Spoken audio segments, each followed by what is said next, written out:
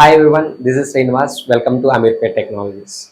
So in this video, I am going to display only symbols in the given string. A very important question. I am taking the string s equals to, here it is a suppose @bc $123 hash. I'm taking one string like this, but I want to print only symbols. I don't want to print alphabets and I don't want to print digits. How to print only symbols means what? Remember, here opposite condition we have to write, because we know uppercase characters range, we know lowercase characters range, we know digits range, but we don't know the symbols range. So first you need to write the condition for these three. Before that you need to put not. Logical not operator is not uppercase, not lowercase, not digit becomes symbol.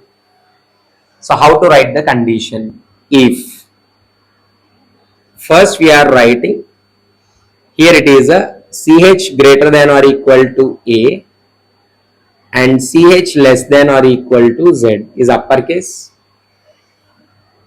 or ch is greater than or equal to small a and ch less than or equals to small z is lowercase, or